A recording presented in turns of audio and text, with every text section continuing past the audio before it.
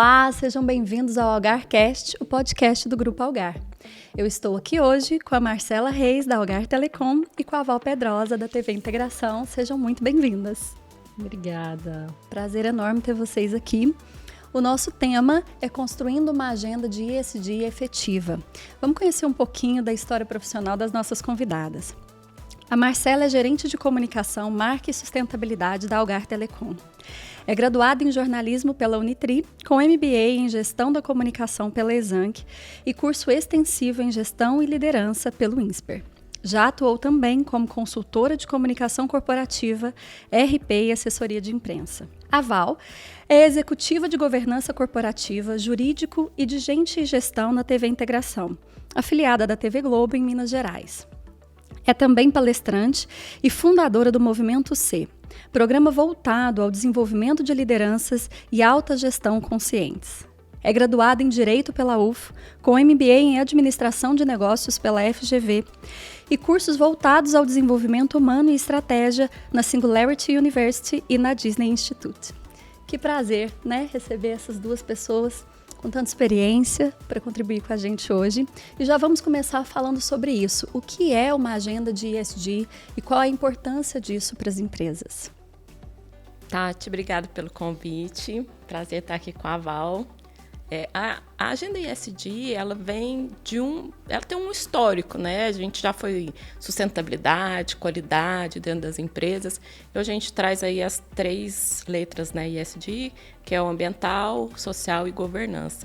E é uma agenda muito importante porque ela traz não só um reconhecimento para a empresa, né, de ser uma empresa perene, de ter ser uma empresa voltada, pensando para o futuro das novas gerações, pensando nas pessoas, na comunidade, mas também é uma agenda que traz um olhar positivo das pessoas para a empresa, né? Então, é uma agenda que traz benefícios não só para o negócio, mas também para o cliente e para toda a comunidade. Então, hoje a gente vê cada vez mais instituições, mais empresas envolvidas com esse tema, porque se tornou um ponto importante do cliente olhar para você e falar assim, olha, você tem esse papel, você se preocupa com esses pontos, e isso faz toda uma diferença para a pessoa ser meu cliente, para a comunidade estar perto de mim, também para os nossos colaboradores. Então a agenda está cada vez mais importante dentro do cenário de negócios. Como é que você vê esse aspecto, Val? Acho que a Marcela trouxe os aspectos mais importantes que eu acho que convém a gente trazer sobre a ESG. Acho que, para além disso, acho que tem aspectos práticos também dessa agenda, né? Assim, as grandes empresas, atualmente, elas são avaliadas de acordo com a agenda ESG que ela possui, seja para captar recursos até, né? Então, os grandes fundos, as empresas realmente preocupadas com o planeta e preocupadas com a própria reputação, se elas não têm um relatório de sustentabilidade, que existe um padrão internacional para isso, né? Se ela não possui um relatório de sustentabilidade que demonstra que, de fato, ela tem ações efetivas nas 3 letrinhas, né? Na governança para dar transparência para os investidores, para os acionistas, né? Do ambiental, que assim, acho que é o que a gente menos precisa explicar atualmente, com tudo que está acontecendo no mundo, né? Com elevação com a mudança climática, e o social, né? Que eu acho que se tem um lugar onde a gente precisa pensar realmente nessa letra S é no Brasil.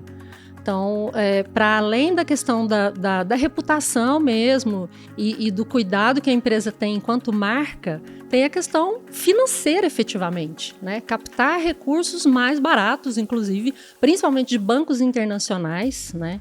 E também a associação de marcas, né? Não adianta a gente querer ter uma parceria ou prestar algum tipo de serviço ou se relacionar com empresas que estão realmente num nível de consciência maior se a gente não tiver uma agenda ESG, né? Então, assim, é uma forma de trazer parceiros, de trazer clientes, de cuidar do planeta e de cuidar do social começando internamente, que o social começa dentro da empresa, com as pessoas que trabalham nela, né? Nós poderíamos dizer que o processo de implementação desses conceitos dentro de uma empresa é também um processo de maturação da gestão dessa empresa como um todo. Sim, né? Isso é super importante, porque eu preciso, né, que a liderança esteja muito engajada, que tenha né, que isso seja real, que isso, né, não pode ser uma coisa que seja só da boca para fora. Então, assim, a maturidade das ações, você olhar para aquilo, ter indicadores, né, ter a liderança engajada, ter os acionistas engajados, isso é muito importante, porque isso reforça, né, sim, nós temos né, nossa, igual a Val falou, a gente tem o relato integrado, está aqui para o mercado ver. Então, tem um conjunto de ações que demonstram a maturidade da empresa. E aí, o reforço desse papel da liderança é muito importante para a gente conseguir fazer uma agenda ESG bem consistente. Val, conta um pouco para nós da sua experiência com as lideranças, né? Você tem um programa aqui para lideranças conscientes. Conta um pouco para a gente da sua experiência, como é que é esse trabalho, como é que a gente envolve essa liderança para que isso aconteça de fato. Obrigada pela deixa. Muito bom, adoro falar sobre isso. Bom, enfim, o programa de formação de liderança consciente, né, que a gente tem, que é o Movimento C, ele nasceu exatamente dessa dor, né, que é a dor da inconsciência, né? A dor da inconsciência, ela traz um prejuízo, primeiro, para o próprio indivíduo, né, para o grupo onde ele está inserido, e para a sociedade como um todo. Eu gosto do Raj Sisodia, do capitalismo consciente, eu estudo e sou apaixonada pelo conceito do capitalismo consciente, né, que é, a gente ama o capitalismo, mas não é uma briga contra o capitalismo, mas é um jeito diferente de fazer negócios, né?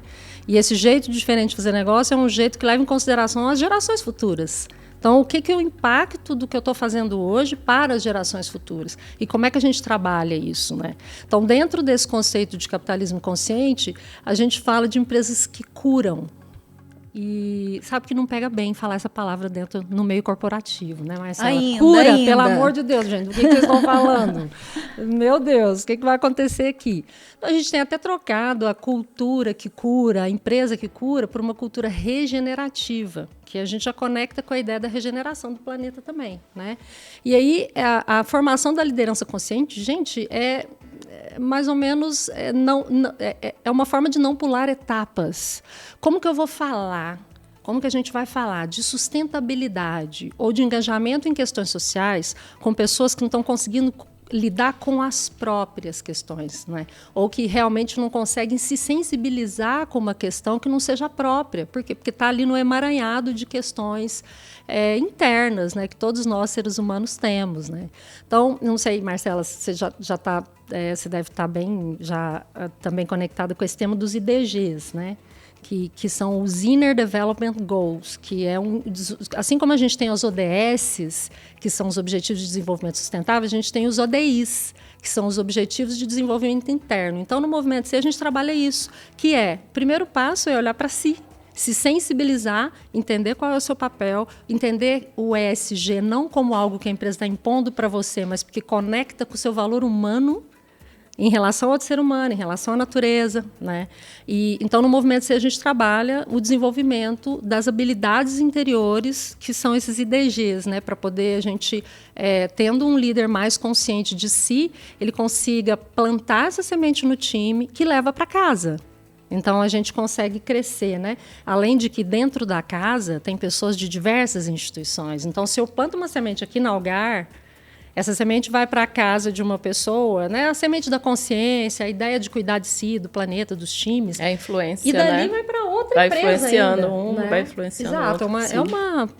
É o grande potencial que a gente fala, né? Assim, a gente cresce através do crescimento de todas essas pessoas. Então, é muito nessa linha de um líder consciente gera uma sociedade consciente. E isso é importante porque a liderança dentro do S, né? Você trabalhar a liderança, você trabalha as pessoas dentro da companhia, né? Então, assim, a gente dentro da Algar fala muito do nosso fundador, né? A gente conta a nossa história do ISG desde a fundação, porque a gente fala que ele trouxe muito, né? A gente tem a nossa sustentabilidade desde a época dele, que ele traz o servir muito forte, de trabalhar a conexão entre as comunidades, de levar, né, o grande objetivo era fazer uma região comunicar com a outra. Então, ele era um grande líder e isso vai passando para as pessoas, você vai influenciando ali, vai influenciando a comunidade. Então, é muito importante você trabalhar a liderança para trazer isso muito forte no S. E com isso, você vai trabalhando a consciência em todos os temas do S, né? A gente tem a questão da diversidade, a questão de pessoas, a questão de voluntariado, de projetos sociais. Então, isso vai conectando o todo e que acaba impactando nas outras letras também, né? A Val falou da questão do Sul, né, que a gente viu agora. Estava conversando ontem com uma pessoa em São Paulo e ela trouxe para mim, será que as empresas, né, as pessoas estão preocupadas e já conectaram tanto que a questão climática vai impactar, né, o que a gente viu no Sul? Será que está todo mundo já se preparando para isso? Né, para um próximo passo, porque isso vai impactar, é impacto social, impacta a governança, impacta toda a cadeia de sustentabilidade. E uma postura que é muito mais de preparo do que de reação, né, a todas essas questões. Enquanto eu ouvi vocês falando, me lembrei de um livro que se chama A Quarta Onda. Depois a gente deixa as referências para os nossos ouvintes e telespectadores. Esse livro foi escrito em 1983. E ele falava exatamente dessas ondas de evolução do olhar da gestão sobre a função das empresas existirem, né? Que num primeiro momento, numa primeira onda, essa empresa tem uma função muito de lucratividade pela lucratividade.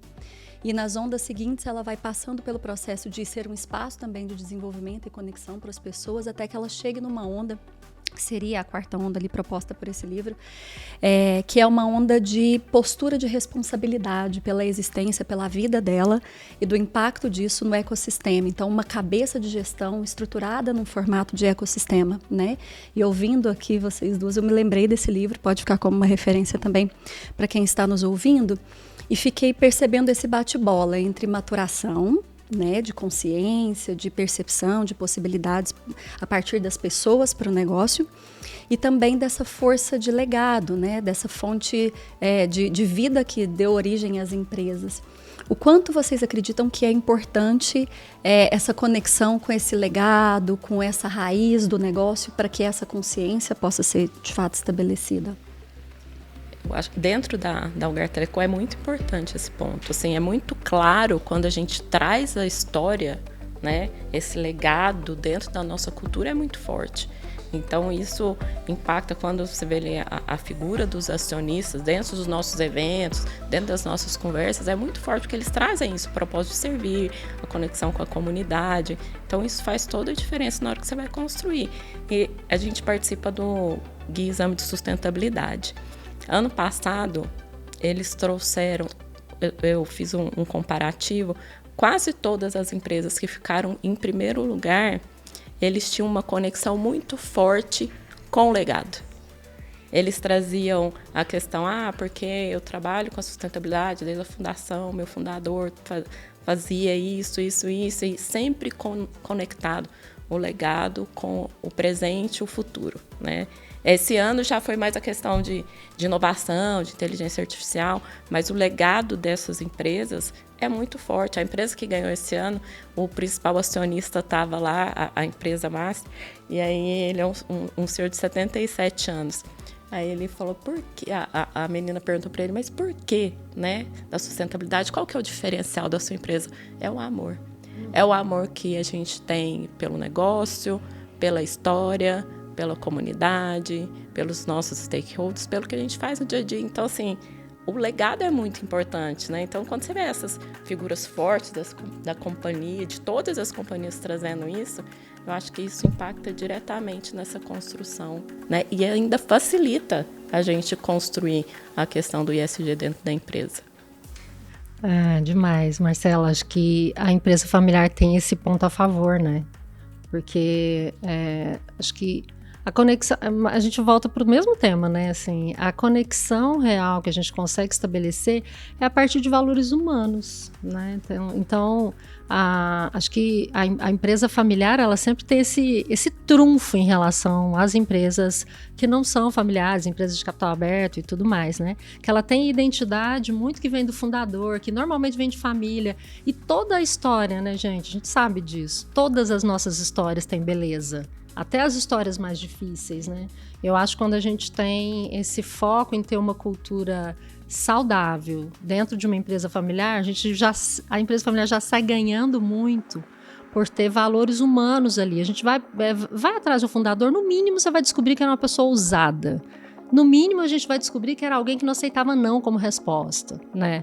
Que tinha uma coragem diferente dos demais. A coragem a gente tem certeza. Essa não precisa nem conhecer a pessoa, que a gente sabe que ainda mais no Brasil, né? Se ela tá indo bem, a empresa tá como um lugar 100 anos. 94, quase 100 anos. Né? Não tem muita coragem envolvida. Então, acho que tem absolutamente tudo a ver e tem o contrário também, né? Se você me fizer uma pergunta assim, tem como a gente estabelecer uma cultura regenerativa, uma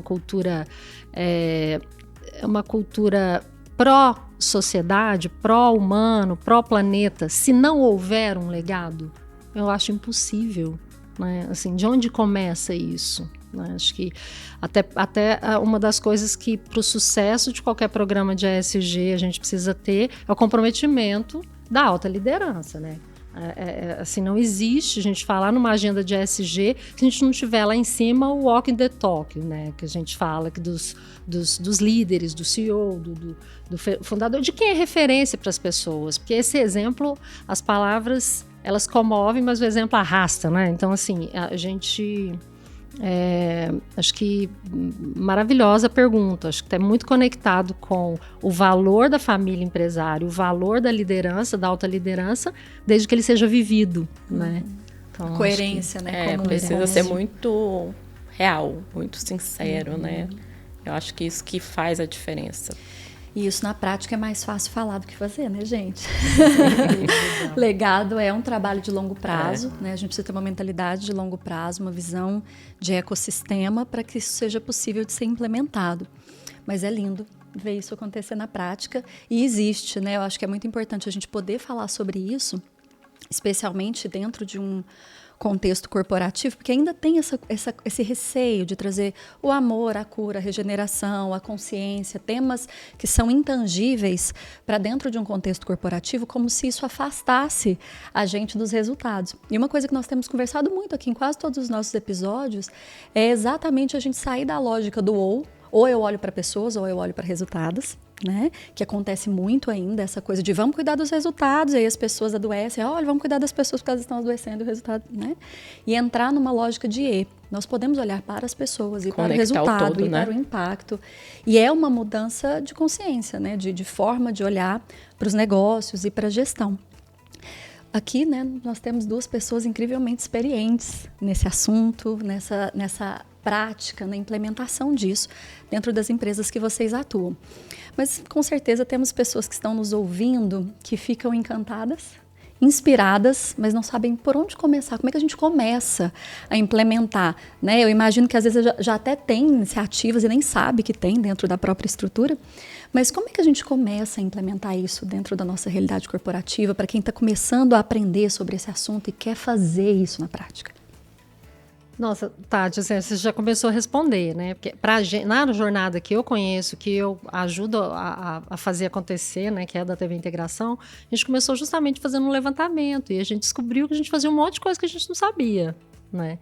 Então, acho que o primeiro passo é isso mesmo, é um autodiagnóstico, né, da organização, para entender até para a gente entender o que a organização tem vocação.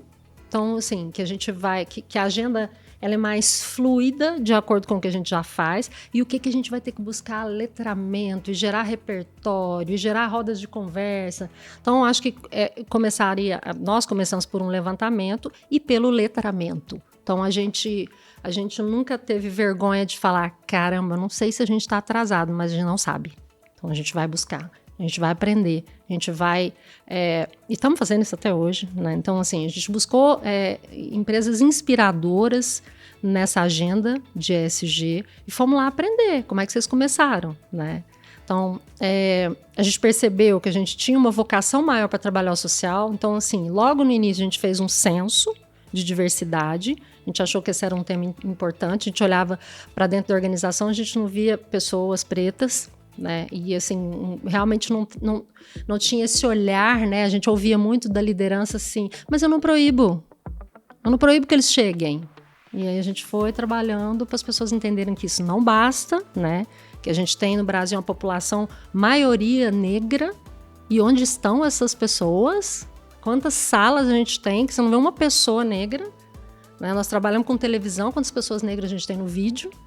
Então, a gente começou a fazer vaga afirmativa mesmo, né? Começamos a colocar as vagas afirmativas e tratando de todas as questões, gênero, raça, né? Inclusão também, né? Então, a gente começou a trabalhar agendas de entender o que é o capacitismo, né? O etarismo, coisas que a gente não conversava, né? E assim, acho que o principal ponto, assim, o que mais marcou no começo da jornada foi esse olhar para si. Olhar para a gente e falar, caramba, o que eu estou fazendo para contribuir com essa cultura aqui que ela é pouco inclusiva, né? E qual é o meu papel em trazer a diversidade para dentro? Ou seja, o que eu preciso deixar de fazer, o que eu preciso começar a fazer? Então, a gente colocou principalmente as lideranças nesse papel de se olharem e entenderem qual a contribuição delas, tanto no que a gente tem hoje, mas principalmente no plano de futuro, né? No que a gente queria mudar. E eu queria corrigir uma coisa aqui agora, gente. Fazer minha audiodescrição. Eu gosto de começar fazendo audiodescrição e a gente começou já no embalo, né? Então, acho que dá tempo ainda, né? Claro. Eu espero que todo mundo assista até o final. Mas eu queria fazer minha audiodescrição. Eu sou uma mulher branca, tenho cabelo castanho no ombro, tô com uma roupa preta e uma capa amarelo-ouro. Muito bom. Desculpa. Imagina. Que bom, que bom. Vamos fazer. Vou aproveitar, vou fazer a minha também. Vamos, por favor. Vamos lá. Eu sou uma mulher branca, tenho cabelo ruivo no ombro, tô com uma blusa preta, uma saia verde e tenho óculos vermelho e sardas. Eu sou uma mulher branca, tenho cabelo, acho que castanho, né? Que ele tá agora, um pouquinho abaixo dos ombros. Estou vestindo uma calça verde e uma camisa branca. Olha como é gostoso, né? A gente trabalhar e aprender. Eu tô ouvindo a Val falar e pensando, nossa, é um processo de aprendizado contínuo, né? Trabalhar com esse tema. E como é bom a gente poder aprender e poder fazer isso e corrigir e ajustar enquanto a gente está construindo. E é uma evolução, porque você começa ali realmente com o diagnóstico, né? Ver o que tem dentro da sua empresa, o que está acontecendo, como envelopar isso tudo, né? Depois você começa com a camada na questão do letramento, de envolver as pessoas, e aí você tem que definir qual que é o formato, né? Por exemplo, tem empresa que tem uma área específica que cuida só disso, né? Tudo fica centralizado ali. Tem empresa que a gente lá na Telecom, a gente é uma transversal. Então, a gente olha o todo, mas a gente olha, a gente dá algumas metas, alguns direcionamentos, acompanha todos os indicadores, né? Então, qual que é o formato melhor para aquela empresa? Aí depois você vai fazendo os outros pontos. Tem a matriz de materialidade, que você vai ver quais os meus pontos fortes e as minhas melhorias, né? Então, qual que é o melhor eu trabalhar agora? E você elenca ali alguns temas, você trabalhar durante 1, 2 anos, depois você acompanha a evolução, e aí você vai fazendo um caminho. Mas é uma constante evolução, né? É um passo, mas é importante começar, né? E olhar para essas questões. Uhum.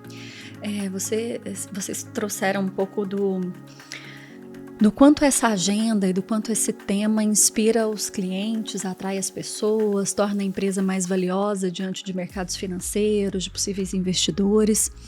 E do ponto de vista dos colaboradores, dos times, do ponto de vista de conectar as pessoas que estão dentro do negócio, como é que vocês veem isso? Isso é muito bom. Assim, a gente tem pessoas que são apaixonadas pelo tema, né? E que vivem aquilo muito, muito forte. A gente tem, por exemplo, no time de sustentabilidade, são 4 pessoas. E a empresa inteira colabora com a gente. Então, assim, você engajar essas pessoas é muito interessante, porque cada um tem um perfil. Então, você começa a ver, essa aqui você trabalha desse jeito, essa outra pessoa...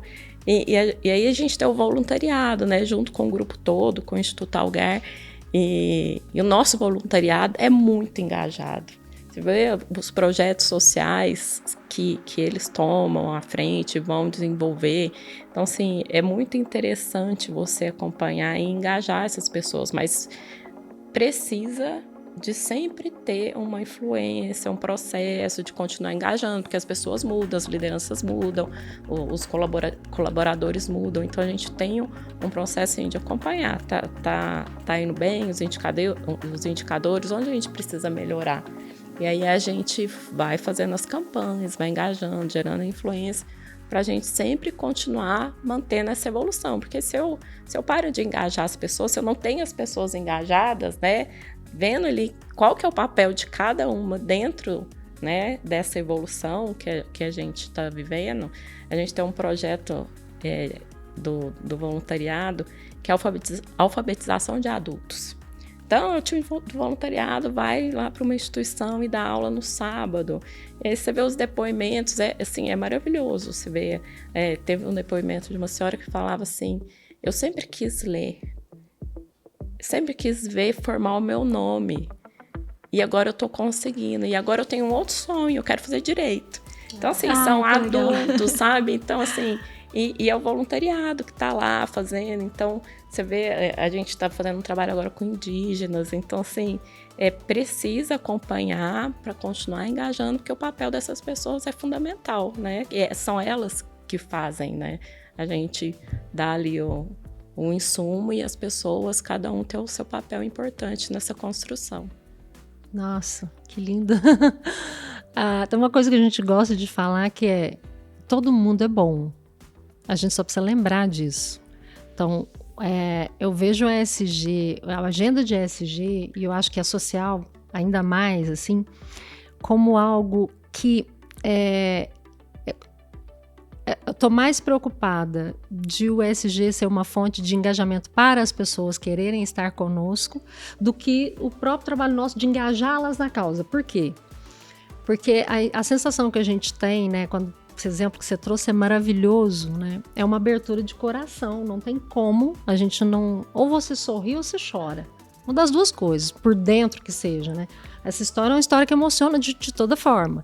E eu acredito muito nessa conexão através do coração, né? Então, você tinha falado o trade-off, ou eu dou resultado ou eu cuido de pessoas, né? A gente descobriu algo tão disruptivo, que é o contrário, né? Que assim, quanto mais a gente junta as duas coisas e quanto mais eu consigo fazer com que você, Tati, seja aqui o mais próximo do que você é quando você está na sua casa, quanto mais a gente consegue isso, mais ouro a organização consegue adquirir, né? E não só ouro financeiro, ouro de geração de valor.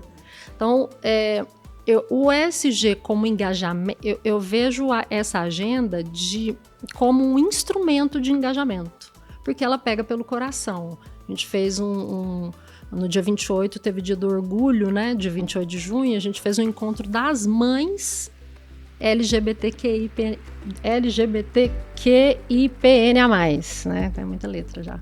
Então, a gente fez as mães, tem um conjunto de mães que tem uma organização, né? Uma ONG, voltadas para endereçar as dores de quem convive, né, com as pessoas LGBT, e aí elas trouxeram as histórias, né? Então, assim, a história do filho que apanhou até a morte, ou do filho que passa por uma questão horrorosa no trabalho, né? E como elas estão endereçando isso sem gerar novas violências. Então, ensinando a gente como olhar para essa violência que existe, gente, que o número é alarmante, a quantidade de mortes por preconceito, né?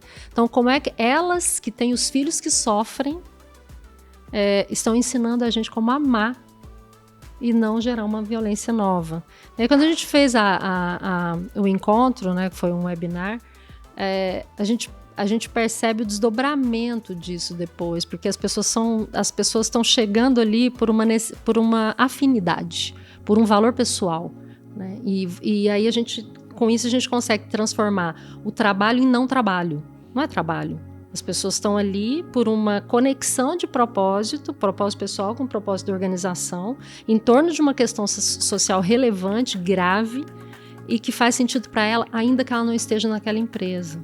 Então, ainda que ela não esteja na empresa, ela quer se engajar, ela quer ajudar a resolver isso, ou gerar algum tipo de consciência nas pessoas que estão em volta, né? Então, vejo muito esse ganho em trabalhar o ESG, né? De conectar as pessoas através dos seus próprios valores, né? Dos valores e dos desafios, né? Aqui, te ouvindo com esses exemplos, e também com o exemplo da questão da alfabetização, né? Valores e desafios andando muito junto, né? Para que essas soluções possam ser implementadas. E enquanto eu ouvia vocês aqui também, me passou uma questão aqui que eu acho que vale a pena às vezes a gente conversar um pouquinho sobre isso, que é essa habilidade, que para essa maturação acontecer, é o desenvolvimento dessa habilidade de ter conversas difíceis. De sentar na mesa e não saber o que dizer ou o que pensar a respeito de algo e precisar conversar sobre isso, né? Até porque relacionamentos duradouros exigem conversas desafiadoras. Como é que é na experiência de vocês ter essas conversas em mesa de reunião, de conselho, enfim? E é necessário, né? A gente tem muitos indicadores. A gente trabalha com muitos indicadores, por exemplo, no Horta Dá exemplo pra gente de indicadores. Por exemplo, a gente tem indicador de licenciamento de site de operação. O site precisa ter um licenciamento ambiental. Então, a gente acompanha o site foi licenciado, onde que está o licenciamento. Nós temos 1.500 sites licenciados, temos 50 protocolados, 10 que ainda está faltando a documentação, então a gente acompanha esses indicadores.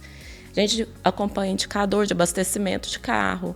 Quanto por cento da minha frota no Brasil inteiro está sendo abastecida com etanol? Né? Hoje a gente tem 95% da frota com etanol, que impacta na redução da emissão de gás. Então, assim, a gente acompanha mês a mês. Indicador de água, né? Quanto que eu estou consumindo de água? Energia, apesar que hoje 100% da minha matriz elétrica é sustentável já. Então, a gente tem hora que você acompanha e aí você vê que está faltando alguma coisa ali. Então, a gente chega, senta, conversa, olha, precisa, cadê a documentação, cadê a documentação da obra? A gente está fazendo processos com fornecedores agora. A gente tem um processo de homologação de fornecedores ambientais. Então, a gente tem umas conversas que são assim, não, mas a gente não vai aprovar o seu fornecedor enquanto ele não tiver os documentos que estão ali na lei. Precisa, a gente está cobrando além da lei, precisa estar na lei. Então, assim, é difícil, porque a área, né, precisa entregar a obra, a área precisa andar com o projeto, mas no final a gente se entende, a gente mostra a importância. Ó, se a gente não tiver, bater uma fiscalização aqui, a multa é X. Então, assim, essas conversas necessárias precisam acontecer, porque cada um vê a relevância, né, do indicador, de acompanhar. A gente leva os nossos indicadores para o conselho anualmente, né, para ver como que está caminhando as entregas, né, para a gente não ter um declínio. Então, assim, cada um vê o seu papel e a liderança, o comitê executivo acompanha. Então, as conversas necessárias, elas são difíceis, não é simples, né, mas a gente precisa ter, né. Você me lembrou, a sua pergunta me fez pensar muito em segurança psicológica, que é um tema também que a gente está, assim, quase obcecado por ele, porque a gente já percebeu o quanto a gente perde por não ter segurança psicológica, que é justamente o que impede a gente, numa mesa de reunião, de falar o que é necessário falar, né? E esse é um tema que a gente tem também os nossos indicadores de medição de segurança psicológica, que é o que a gente precisa para ter conversa difícil. Falar do elefante que está na sala, né, Marcelinha? Quantas vezes tem um elefante, você entra todo dia para reunião, ele está lá e você não fala dele. Por exemplo, a pessoa que te interrompe. Na mesa. Não é, não. É isso. A pessoa que te interrompe, que não te deixa falar, que monopoliza, que te faz caras e bocas, te impede de falar o que precisa ser falado. Então a gente vive isso o tempo todo, né? E a gente começou a entender a necessidade de tratar esse tema, né? Porque, assim, principalmente para agendas como essa, que a Marcela senta com gente de negócio, né? E ela tem que falar para as pessoas de negócio, olha, talvez a gente tenha que descontinuar uma linha de negócio, porque os fornecedores não são, né? Então, assim, tem todos esses assuntos, mas a segurança psicológica, gente, é uma crença compartilhada de que o ambiente é seguro para você tomar riscos interpessoais, ou seja, falar do que não está bom, né? Fazer uma intervenção que às vezes não é o que o grupo todo quer.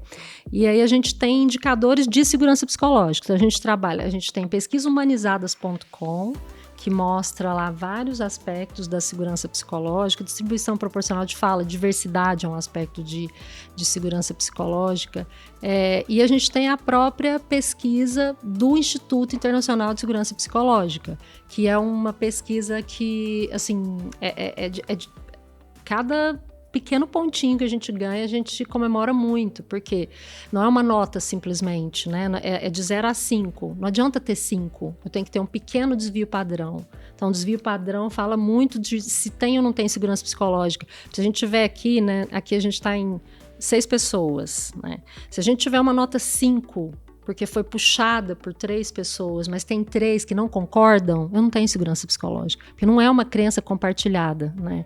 Então, esse assunto, eu acho que ele é subestimado, Tati, subestimado. Tem um estudo de Harvard que fala que cada reunião improdutiva custa $7.550 por pessoa. A reunião improdutiva é a reunião que você entra e sai sem falar o que você precisa falar. Você leva a solução de volta para casa. Tem uma outra pesquisa, Gallup, que fala que de cada 10 pessoas, 3 se sentem ouvidas. Gente, então eu faço a conta assim, ó, cada R$1.000 de salário, você só aproveita 300.